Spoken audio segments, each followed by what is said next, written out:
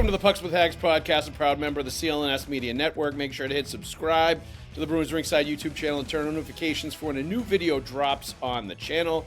This episode is also brought to you by Prize Picks. It's the holiday season, the best time of year for sports, bowl games, basketball matchups, playoff pushes. It's all happening at once. And while you and I are out here making decisions every day, what gifts to buy, what to eat, maybe what to return now if you have a gift receipt, which games to watch, there's only one place where it feels good to be right, and that is Prize Picks. All right, welcome into this episode of the Pucks with Haggs podcast. It's the 254th episode of the Pucks with Haggs podcast. I'm sure Mick Colageo is going to say this is the Adam McQuaid edition episode of the Pucks with Haggs podcast, or maybe he's got one that's a little more obscure.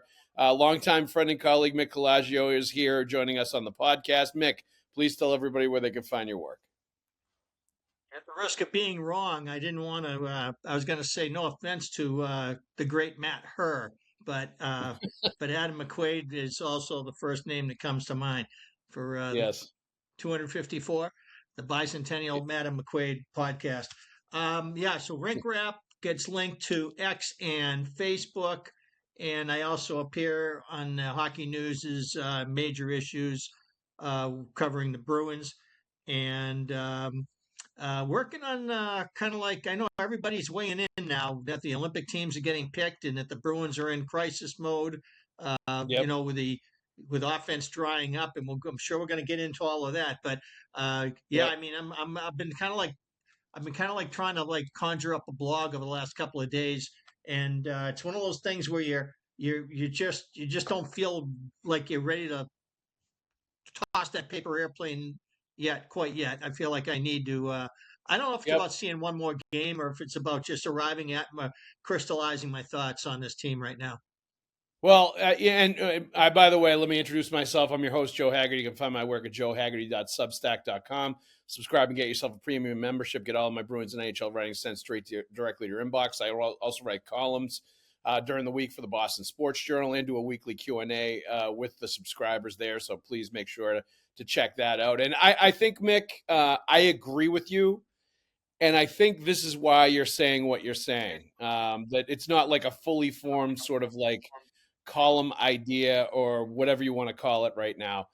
It's because it's not ready to come out of the oven.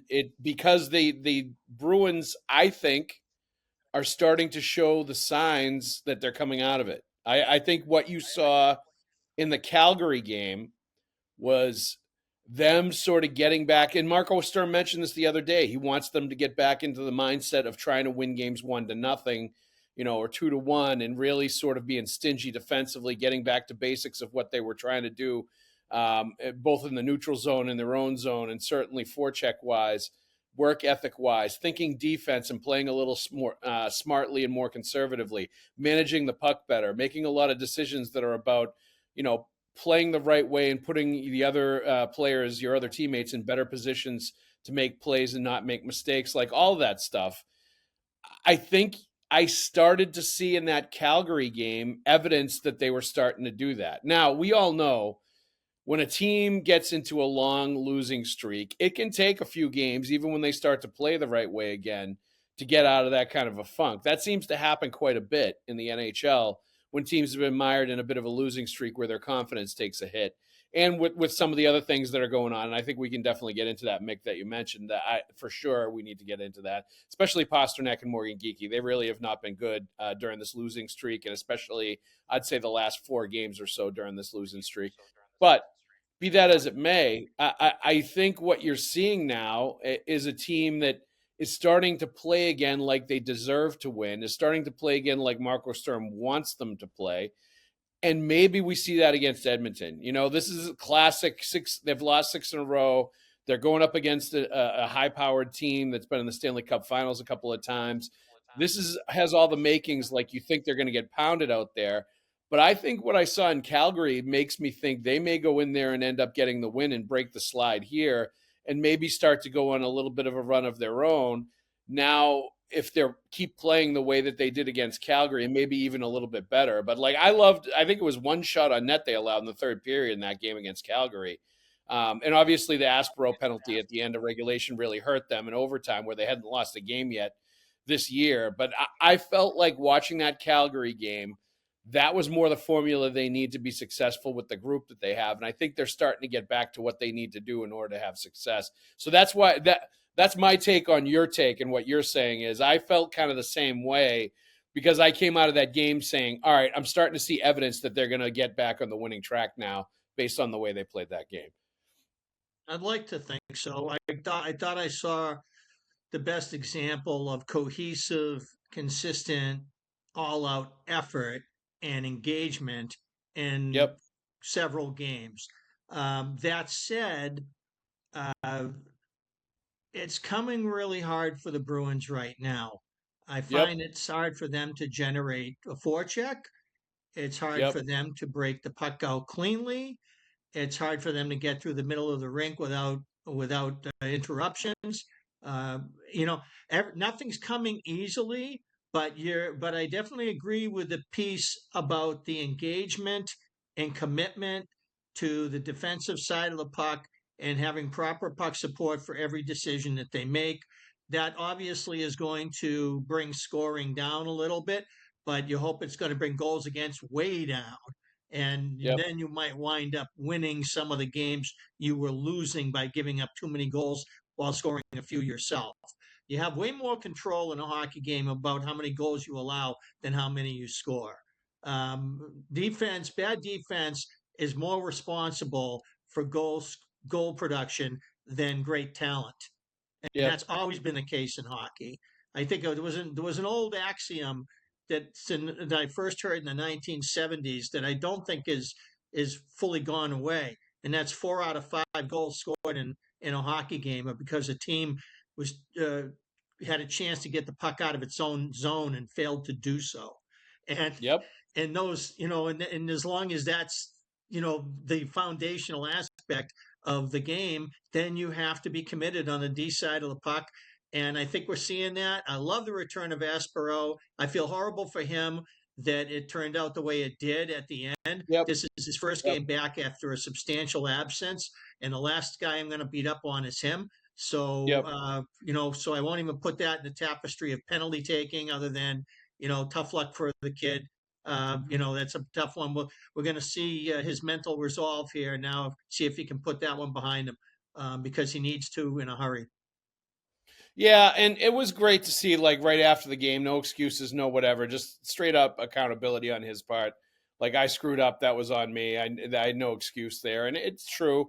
Like, you need to know how much time is on the clock when you make that play, and you need to know that there's no point in doing that at that exact moment when there's the buzzer is going off, and they can't make a play. And I know it's hard to turn that off, and you're in the heat of battle and all that stuff, but you kind of have to know, like, situationally how many seconds are left on the clock when you're in a spot like that, towards the end of the period. But he took accountability for it and was, and wore it. And, he's kind of a no nonsense guy, so that doesn't really surprise me.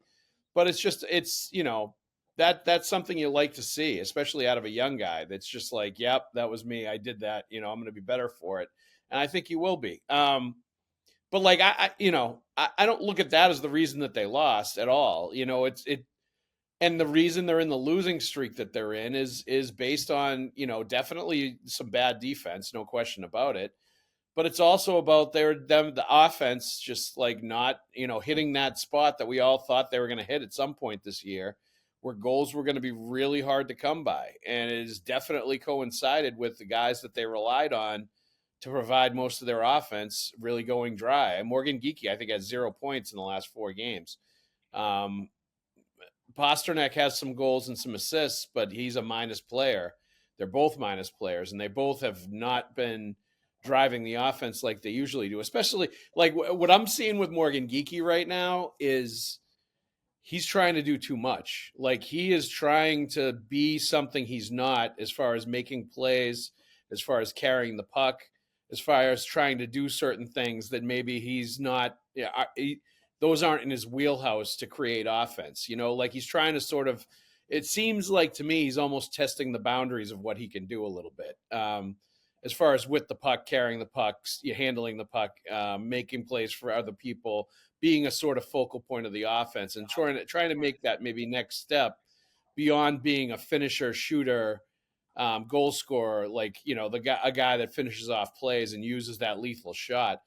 And he's turning the puck. I think he had 5 giveaways in the last game, and a lot of that is because I think he's trying to do more than he's maybe should be trying to do, and trying to do too much at points. And on some level, I think it's because he cares, and I think it's because he's trying to, he knows that he's a guy that can provide offense, so he's trying to do the best that he can. But on another level, you feel like, okay, the Bruins are in their best position when he's the finisher, he's the guy, waiting to shoot the puck, or he's the guy creating shots for himself, instead of trying to create offense for everybody else and sort of, be like another Pasternak type player. I just don't think that's who he is. And I think we've seen some of that lately. And maybe, a trip back to basics for him would be just as beneficial as it is for the team. That's just my read on what's happening right now anyway. I don't disagree that there's an element to that there. In the open ice, he's problematic because he doesn't have a lot of experience as a blue line to blue line puck carrier, and the speed in the game is so great right now that it's very easy for a guy like him to turn the puck over if he fancies himself a puck carrier through the middle of the game. Yep. Along the walls, I love him. Yes. But I do think that Marco Sturm is making a mistake when he puts him on right wing. I think that he needs to be on the off wing in order to play his better hockey. And that is a natural occurrence when he's with Elias Lindholm and Pasta on the right, Lindholm in the middle, and him on the left. But in some of these reconfigurations that Marco Sturm has gone through recently, to try to kind of jumble things up and get guys to get fresh views of the ice, kind of shake them out of their doldrums a little bit. Yep. I think that has put Geeky in more vulnerable spots where it concerns puck protection. I just think he's much better off the left side, stick inside. That's him. It's not everybody. It's him. And I think that that's where he needs to be, regardless of what the line combinations are. What you wanted to touch on the offense a little bit, and sort of some of the things that we're seeing. Any observations that you have besides just being too dependent on Geeky and Pasternak right now, and not really getting offense from other players at this point? It seems to be right now the Bruins are getting skated into the ground by teams that have categorically more speed, but now there are other teams that watch the video and they're trying to be that team, whether they really have that physical advantage or not. They're trying to be that team and lean on the Bruins that way and make the game hard for them by taking away time. And I think that the Bruins have to hit in order to be a good team. Yep. The game in Calgary, except for a little bit of a couple guys on each side, was largely a no hitter, and Yep. It really, I thought, was the Bruins. If they're chasing a game of shinny and nobody's hitting anybody, they're going to lose. They don't have the hands and the eyes on they don't have enough skill throughout the lineup or enough speed throughout the lineup to lean on other teams without being physical. And I just not seeing enough physicality to a man on the team. I think tonight you're going to see the Bruins try to put some bodies on the Oilers tonight. You got to catch them first. You got to be well positioned, but that's going to be part of their game. I thought that wasn't there. As much as I like the effort in Calgary, I felt like it was a no-hit game, and except for I think one Bruin and one Flame, there was nobody without more than one hit. I don't know if anybody had more than one hit. Yeah, I definitely think that's been something that's been a trend lately, as it looks like the schedule and their legs and the sort of dog days of the season and all that. It looks like to me there's been less of that lately. There's been less physicality. There's been less like hard, heavy forecheck, less energy spent on the forecheck, less time less amount of times the Bruins are even visibly on the forecheck and really attacking the puck deep in the other end. But the other part of that equation too that you're talking about, and I agree, they need to start being more physical, is how that translates into penalties and the amount of penalties that they've taken, how they're trying to tamp that down and get that and lessen that to a degree. Now, I don't think any kind of mindset to lessen the amount of penalties that they're taking and the amount of power plays they're giving the opponents should make them less physical, ostensibly. I think the Bruins more are taking stick penalties that are unnecessary. The high sticking, the hooking, the tripping, all that kind of stuff that to me, like you're talking about, is almost indicative of a team that's chasing the other team and chasing the game a little bit and not moving their That's feet, what it looks like. not beating them with speed or even physical and technical proficiency in playing defense. They're chasing and they're using the stick because they're chasing. And that feels like what it's been a lot of the time. There's certainly a bunch of like high sticks that need to be avoided as well. And there's been a lot of like lifting the stick and missing and hitting the guy in the face like what Aspero did. But I wonder if there is some connection with the Bruins getting off the gas pedal a little bit with the physicality in an effort to try to take less penalties because it's been so problematic, including that game against Calgary where they gave the Flames power play 5 opportunities, including the power play goal for the overtime winner. Yep. I'm just looking at the event sheet from that game right now. And according to NHL stats, Kastelik had 4 hits. 4 other Bruins had 2. That would include really the usual suspects: Aspero, uh, Asamont, Zadorov, and Fraser Minton. Um, so, Ball was throwing his big body around on defense for the Flames, and he had 5 to lead the game. And they had Blake Coleman, who does what he does, and then Klapka was a noisy player as well. So those guys had 4 and 3, and then anybody else either had 1 or 0 hits. So in the course of a game, it's guys who are playing according to their personal brand. But the Bruins Right. team identity, I think, everybody's got to get out of the comfort zone a little bit here Yep. and play the body and give up the body and not just take hits. Guys, a lot of guys will take hits to make plays for the Bruins, but uh, that's the part of the effort I liked. I think they need to be able to deliver it as well. And that requires speed. You can't be outskated. If you're getting outskated, not like Buffalo skating circles around the Bruins the way they did the other night and up there, but just a game where the other team feels confident in their speed game and in their possession game is better than yours because they're faster as a group. If the Yep. Bruins can't match that, they better make sure they're well positioned and get heavy to a man. Yeah, and I think that's part of the back to basics approach that Marco Sturm is looking for, is that return to physicality as well. We're going to get into this more after the break, but let's talk about our friends at Prize Picks a little bit. Prize Picks is the largest daily fantasy platform in North America and the easiest, most exciting way to play daily fantasy sports. Join over 10 million users and get started today. Instead of battling thousands of other players, it could be pros or sharks. You simply pick more or less than on 2 to 6 player stat projections, and you watch the winnings roll right in. It's fun and it's super simple.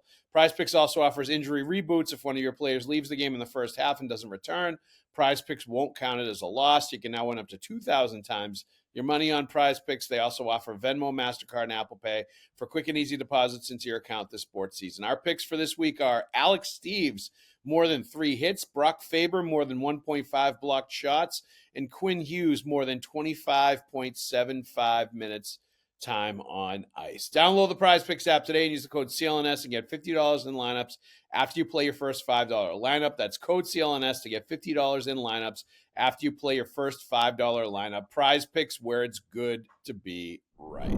Let's also let everybody know that you're listening to this episode of the Pucks with Haggs podcast.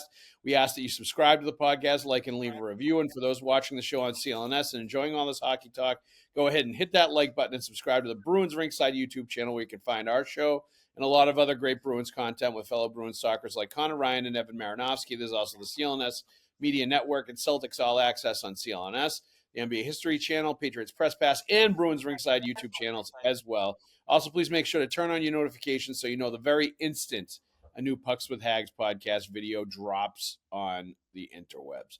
All right, Mick, anything else about this 6-game losing streak that the Bruins have been on that you would like to mention or that you think is noteworthy as they continue to, it's funny in the Atlantic, they're still, 6-7 points from first place, and no more than 2 or 3 points, I think, out of a playoff spot at this point. So like for all the hand wringing about the 6-game losing streak, and it's never great when you have 2 6-game losing streaks in the same season. That is true for sure. The Bruins are still within striking distance of everything that they could possibly want if they can right the ship and get things back to where they were for a lot of the first half of the year. Well, I want to see 20 more games. I'm not ready to go into March 7th mode with this hockey team where I'm getting an awful lot of that in my follower feedback, let's call it, that everybody's ready to sell, and Yep. go into the furniture store cliche. We're always going out of business, but we never really go away. Um, so, uh, and right now, I mean, people probably want to take a flyer on Mangiapane because here's a guy that has been getting phased out by the Edmonton Oilers, and Mangiapane is going to be in the game tonight playing for Edmonton. So this will be an interesting performance by him. Why tonight? Uh, are the Bruins considering something here? Are they considering somebody on the Bruins? Are they thinking they might need to shake it up at a higher level than anything they've done to this point? This might be one of those uh, tit for tat sort of situations where, okay, you're getting nowhere with your guy. We're not getting anywhere with this guy. Let's flip them and see what happens. I'm not ruling something like that out, but I'm not Yep. sure what it would do for them either when you look at the bodies of work and the current status of the careers. When I look at whether the Bruins might consider such a thing with Arvidsson or Casey Middlestat, that either one might be considered, a matchup. You got to make money match, and Mangiapane's got this year and next at 3.6, so that's Yeah. below Middlestat, and it's got to be above Arvidsson, I would think. So, yeah, there'd be other work to do there, and I'm not sure what the agenda is for Edmonton now that they've addressed their goaltending problem, and as much as possible in the regular season they have. But I don't know. I mean, I got to think of Bruins right now with 20 games before the trade deadline. Have got to be starting to think about, okay, how much have we seen of the guys that we brought in on short term? How do we feel about them? Other teams have issues that they want to solve.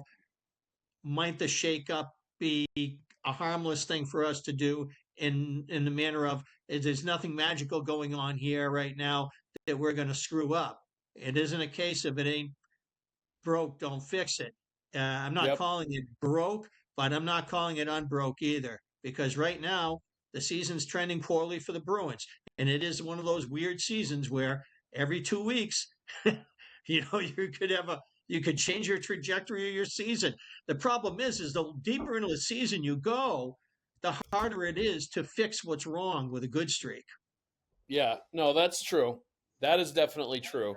Um, and interesting note that the Dupes sent us when he was texting us earlier about the records of the Bruins a year ago through 40 games, 2016-4 with 44 points. This year, 2018-2 with 42 points. So basically, 2 points off of where they were last year, um, at basically the halfway mark. But I mean, all that being said, right?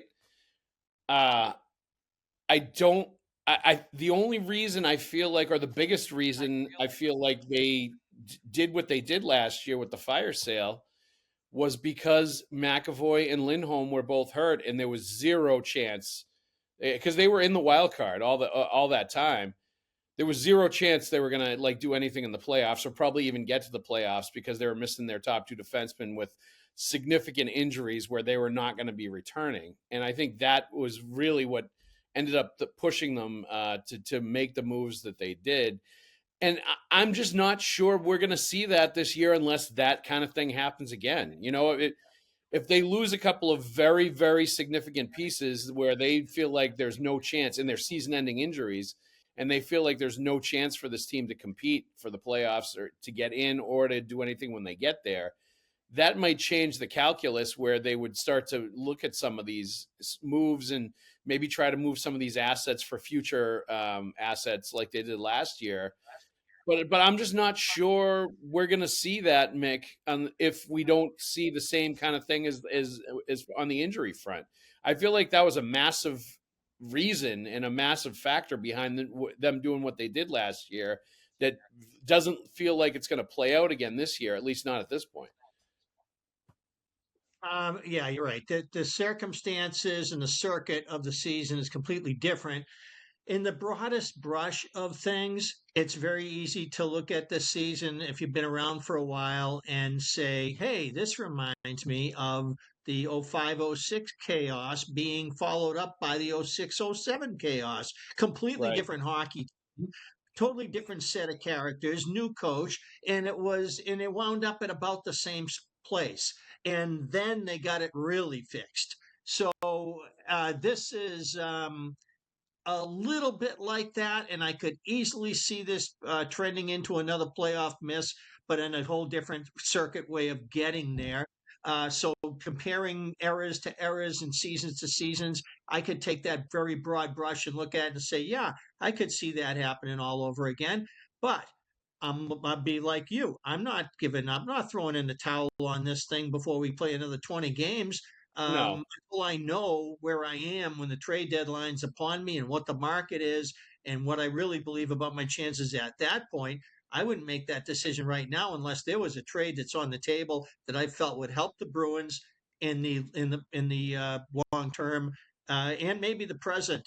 Something that wouldn't cash in. I wouldn't want to throw away the season at this point. I feel like Yep. this is one of those years that everything is so tightly packed in the Eastern Conference that Yep. it would really be it's almost worth not speculating on because they would never do that. That's not how they think, as you just pointed out. You've Right. got a healthy McAvoy now. You got him. He'll get better as he goes here, as he gains weight back and gets back to his bashing self. Um, in Hampus. And Yep. so this is close to the team. The one thing I wouldn't mind seeing them do is solve their situation with a right shot on in the top four of their defense. Yep. Maybe they're contented with Andrew Peak playing in that role. Maybe they feel like it's not an urgent situation because Aspero has been so good over there as a support. Yeah. Um, in the long run, maybe they're going to keep looking at it and keep trying to figure out what they got there. Uh, so I'm always looking at right shot defensemen around the league to see which way they're trending, the veteran players, how much they got left, what the cap situations are, and if they're the rare team that might be phasing a guy out. What's the future and what might the Bruins' interest be? Because ultimately they want to get better over at that spot. Beyond that, we know that the forward lines are going to go through a massive overhaul, uh, very similar to what you've seen in post Olympic years when the amateurs were there, whether it be 88 or 92, and you brought in this crop of young forwards that completely changed the outlook of the team and the trajectory of that season. Janney and Joyce making a line with Cam Neely in 88, and Joey Junot coming with Ted Donato and Steve Hines and Glenn Murray from Junior in 92, and taking a season that was really not trending well and turning it into another conference final. So that Yeah. there's more to be done here. Where are the Bruins going to be where it concerns some of their prospects when the college season ends? What are their thoughts there? So, yeah, a ton can happen up front and will Yep. continue to happen in a 3-year window here, I think. But that one spot on the right side D is something that I can't take my eye off of as they go along here. Yep. I agree, and I think that essentially is where they'll be looking at the most. And the good news is there's a good supply of those kind of players that are expected to move at the trade deadline. One thing going back to your sort of extended parallel between what last year and this year and 05, 06, and 06, 07. The one thing about that I would say is that I don't think there's any comparison as far as the coaching goes. Dave Lewis was an absolute disaster that year as a head coach. Really good assistant coach, obviously, nice guy. Awful head coach. I think that team really had a rough year as far as the coaching goes, as far as the guy sort of leading the ship with him as that guy constantly talking about mojo all the time and constantly getting too many men on the ice penalties. Like there was a lot of issues, I think, and that was a mistake to have him as the coach. I don't think that's the same thing going on right now. I think this is a very well coached team. I think Marco Sturm, for his first time as an NHL head coach, has been excellent, and he's had some challenges, but I think he's been really good. Steve Spott, I think, has shown that he's a phenomenal assistant coach and really knows what he's doing. And the power play has been excellent when they've actually been able to get on it. Um, and I think a lot of that stuff has come down to coaching. Now, I think there are areas in this team that definitely talent-wise and getting them to sort of consistently be what Marco Sturm is preaching to them to be and trying to get them to be has been a challenge.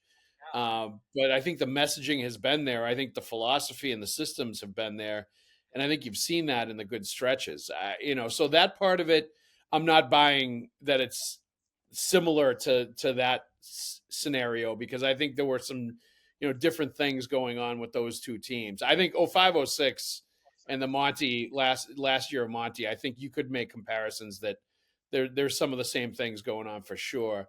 I think the way it's gone this year is a little different, and it's sort of hard to handicap it right now because we're in the middle of it as far as evaluating them in the middle of the season. I just think this is classic, like right now, 6-game losing streak. Classic, you're not as good as your best winning streak. You're not as bad as your worst losing streaks. Now, like I said before, you have 6-game losing streaks in a season. That's like rough. That means you're going through some struggles. But I do think they're going to come out of it, and I do think they're going to be a team that's still going to be around the playoffs and is going to be going for the playoffs in March. And I think they're going to be buyers at the deadline. Maybe not huge buyers. I just don't see them being big sellers. But let's move on to a couple of questions real quick, Mick. This one is from TJD 1958 TJD. It looks like a couple of real blue chip prospects in Haggs and Zellers, but what about the D prospects? I'll let you get into the D prospects, but I also just want to say quickly, because we hadn't mentioned it yet, James Haggs and Will Zellers just put on a show at the World Junior Tournament. And you've referenced this with some of the guys that have come in over the years, forwards or players that have jumped in at the end of seasons and been impact players. And I think it looks like those guys are going to be impact players in the NHL. It really does. And I think it's fair to extrapolate that based on them being dominant performers for Team USA at the World Juniors and among their peers. And I think second year in a row where Haggs has been like one of the best, if not the best forward on Team USA. And Will Zellers, I think, has got game-winning goals in all 3 games so far that Team USA has won. And to me, the first time I've really watched him play, doesn't stand out as far as skating so much. Certainly not like stick handling, playmaking. Like he just looks like he's got a knack for scoring goals in different ways. He looks like he's got that it factor to finish off plays and to know where to be, whether it's being down by the net, whether he's really got an excellent shot. He has shown that off. But just being in the right places too to finish off plays, and a really smart offensive player that knows where to get the goals are and can get there. And that's sort of my read on what I've seen in him in 3 games. But they both look like they're going to help this Bruins team within the next year to 2 big time, and will add an infusion of talent up front where they obviously are lacking a little bit of that right now with the offense. The defense, it's a little tougher to tell where the young players are for the Bruins that are going to make an impact. Always is. Offensive talent tends to reveal itself a lot earlier. Defense, except in a rare specimen such as Matthew Schaefer, you don't usually get an idea of what a player is going to be. As I've noted, I'm a Elliot Gronwald fan, Yep. and he is still 19 years old, and Yep. he was. Nobody brought up his name as a snub for the World Junior, but I look at it that way, and I see a guy there who I am incredibly impressed, including last season, with how he played against heavy top line matchups, man hockey and NCAA top tier stuff. For him to do that and to play the way he does, it's a quiet game that he plays.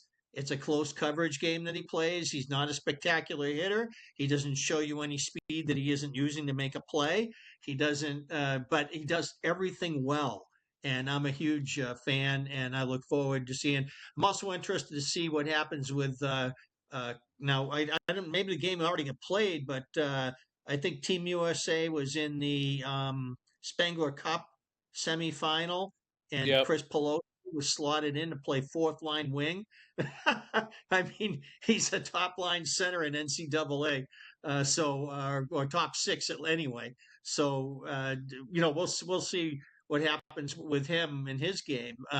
So yeah, I mean, but you asked about defense, and uh, but Gromwell's a left shot. Who do they have? Do they have any blue chip right shot prospects on defense that I'm aware Right. of right I don't really. I'm not really, on anyone's bandwagon yet. But those things can develop in time, and you got a lot of time to do that. I think the next solution that they find is not going to come from prospect pool.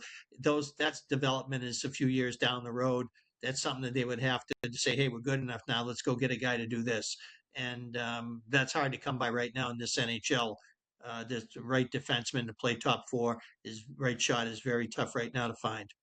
Yeah, and the good news though is that their NHL defenseman core, Hampus Lindholm is 31, Zadorov is 30, everybody else is in their 20s.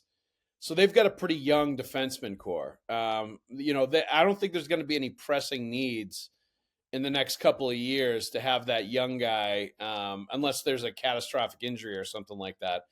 I don't think the need is going to be there within the next maybe 2 years, 3 years to have somebody that's going to emerge as like a top four guy that they absolutely need. You know what I mean? It would be nice, definitely. I mean, I think that would help tremendously if they could get a frontline guy that can be move pucks, play good defense, like play in all situations, all that stuff. But like to your point, I think that's more there's somebody they're going to trade for or find in free agency more than somebody that they're going to be drafting in development, because we all know that defensemen kind of take a long time to develop anyway. That's not sort of a quick developing position in the draft and development realm of things.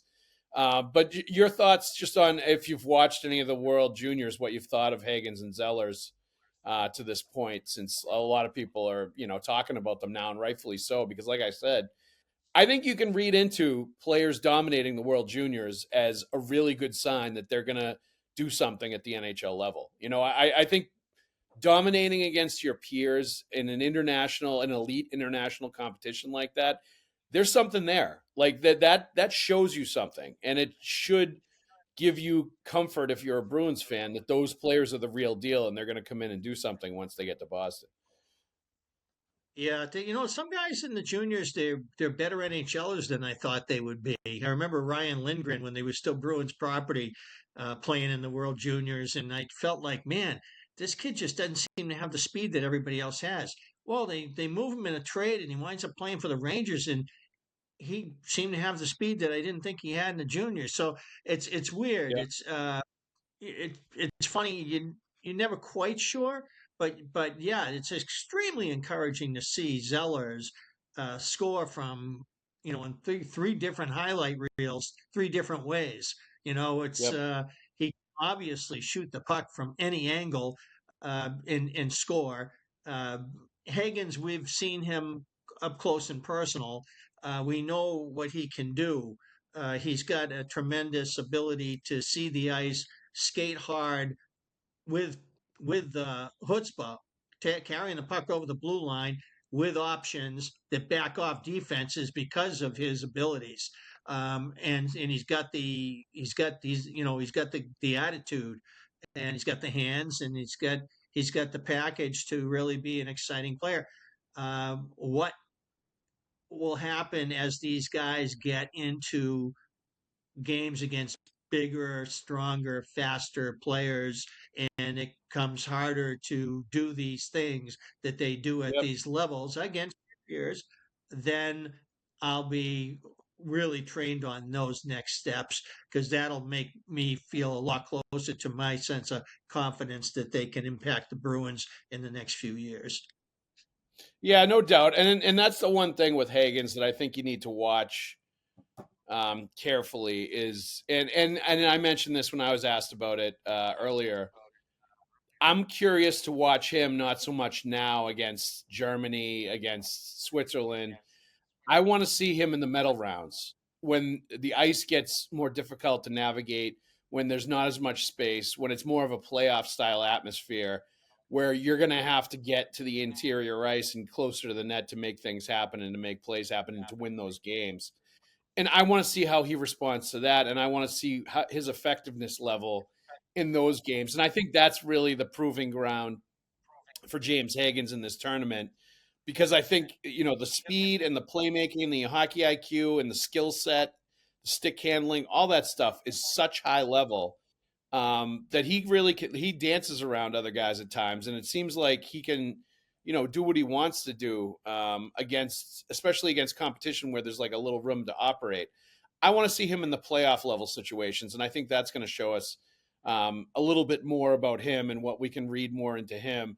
And I agree with you. There are some players that do not play well in the World Juniors that end up being really good, and obviously, it's a tough, like it's a a 10-game or a 10-day playoff tournament. Like it can be hard to read things, especially if the players are silent or quiet or don't do much, or maybe they're like playing through an injury, or like there's all kinds of situations like that.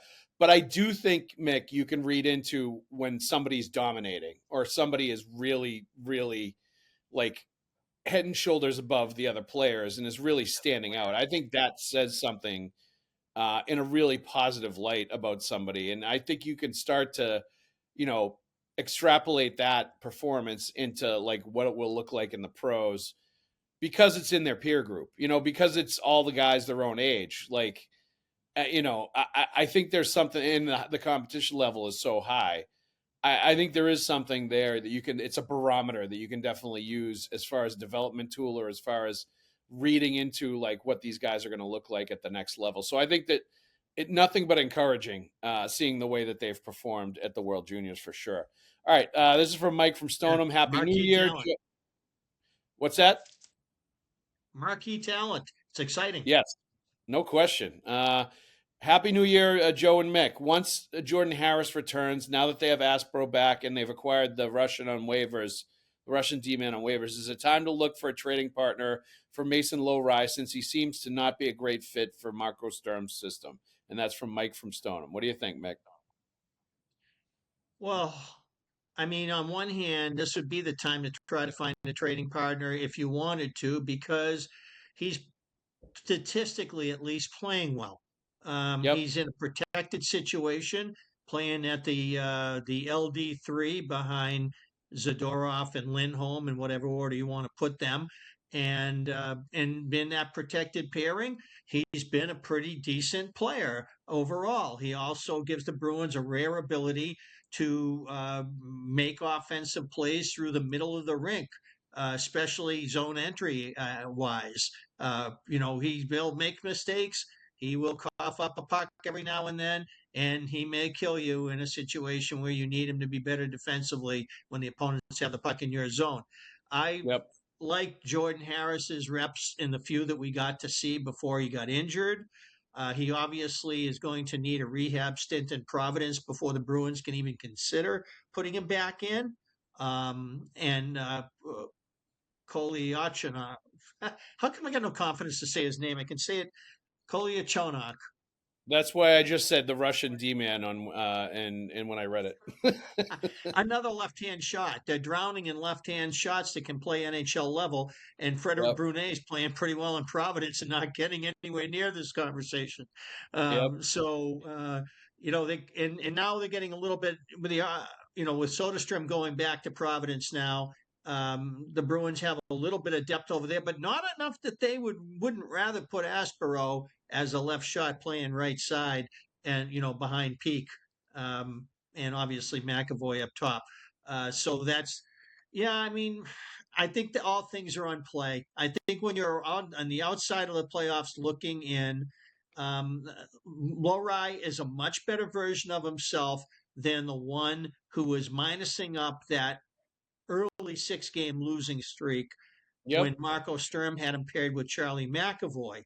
And while Yep. and while I never compared Marco Sturm to Dave Lewis, that part to me was a very costly learning curve for a Yep. really good coach to figure out what he's got here, and Yep.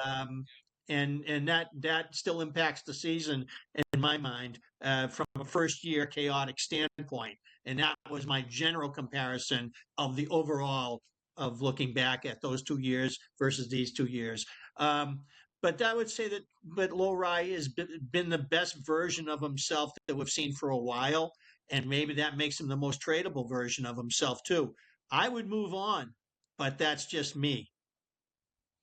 Yeah, I don't think I would. But I understand all that you're saying. I get it. I think he is what he is. Like he's being paid to be a bottom pair defenseman. He's not being paid to play top pair minutes with Charlie McAvoy. He's a young guy that definitely has defensive issues, but has a skill set that a lot of those other guys don't have on that back end. And I think you need a guy like that amongst your decor. Like you can't have all the same type of D man.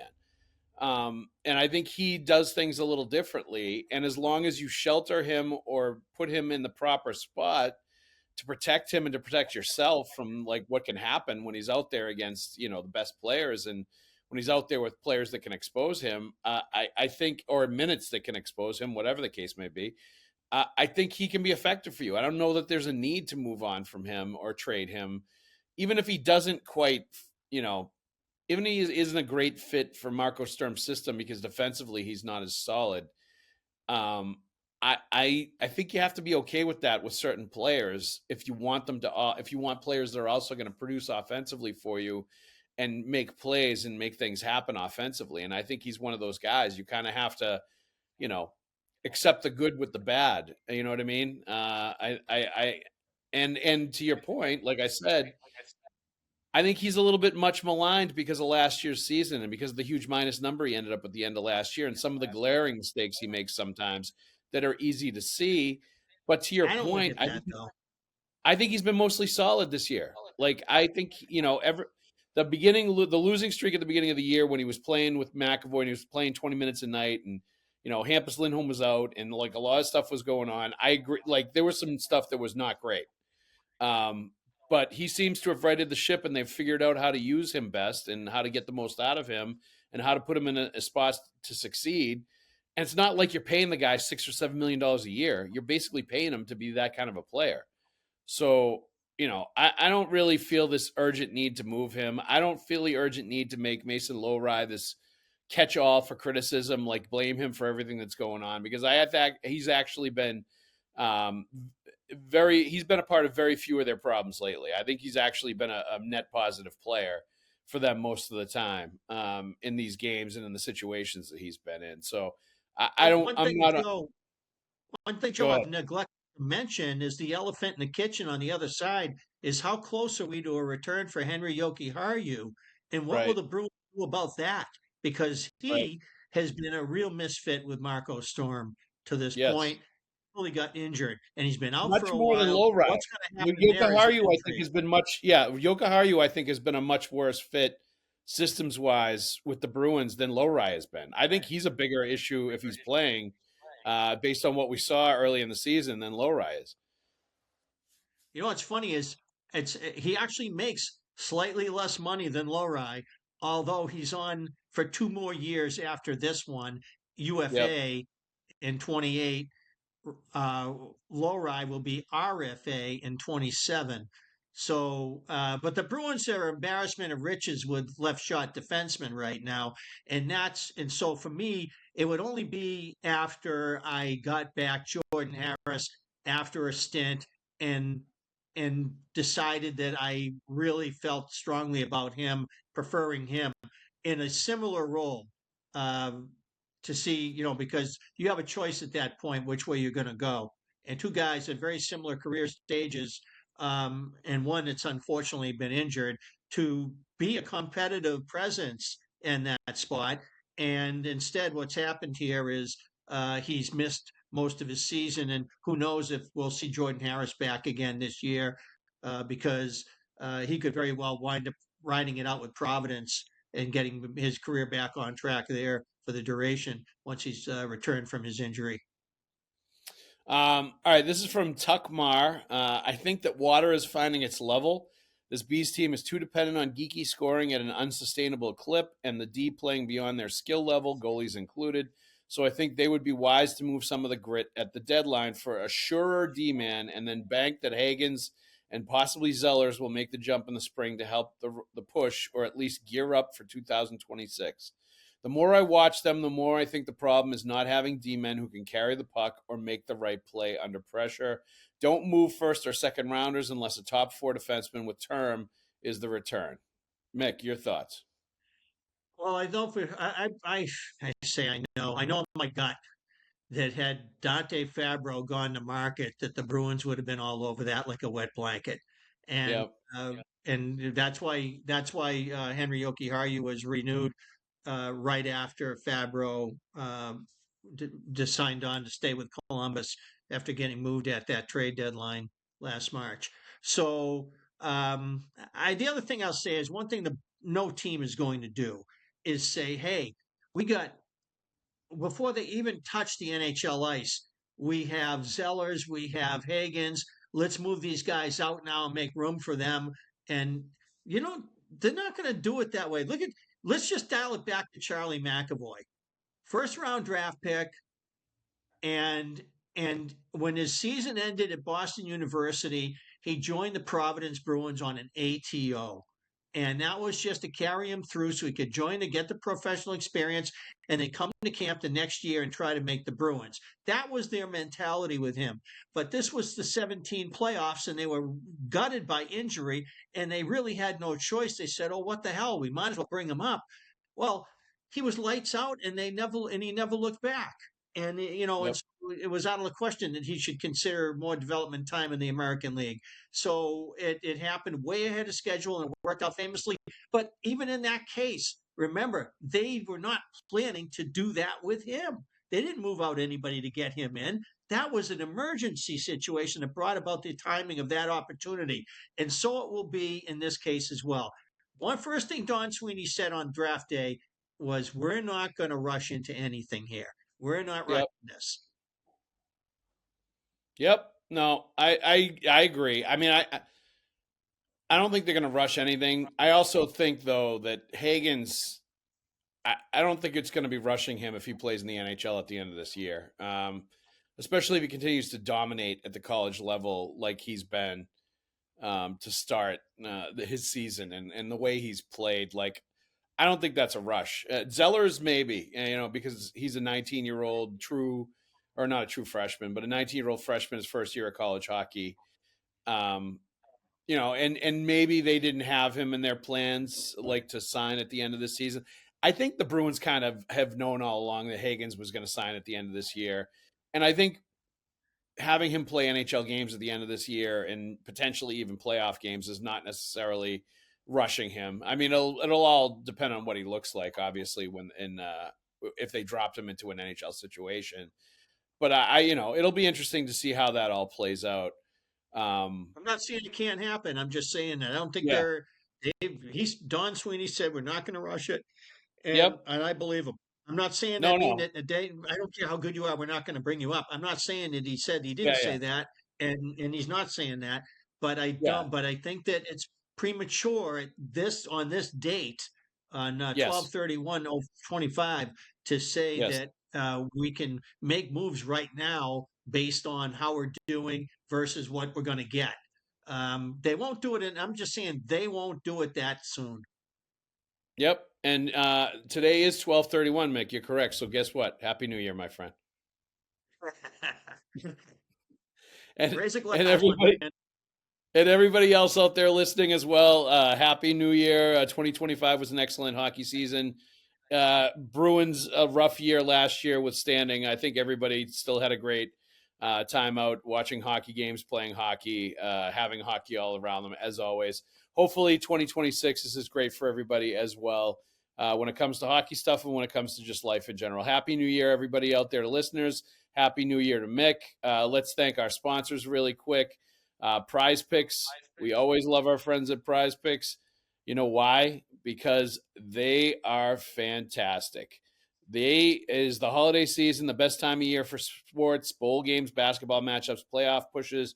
It's all happening at once. And while you and I are making decisions every day, what gifts to buy, what to eat, what game to watch, there is only one place where it feels good to be right: Prize Picks. You're listening to this Pucks with Haggs podcast episode. We're a proud member of the CLNS Media Network. Make sure to hit subscribe to the Bruins Ringside YouTube channel and turn on notifications for when a new video drops on the channel. Happy New Year, Mick. Happy New Year, Joe. Everybody else out there, Happy New Year to you and your families as well. Happy New Year to Mick Colageo and his family. Happy New Year to all the great hockey people out there. Thank you for listening, and I'll see you at the rink in 2026.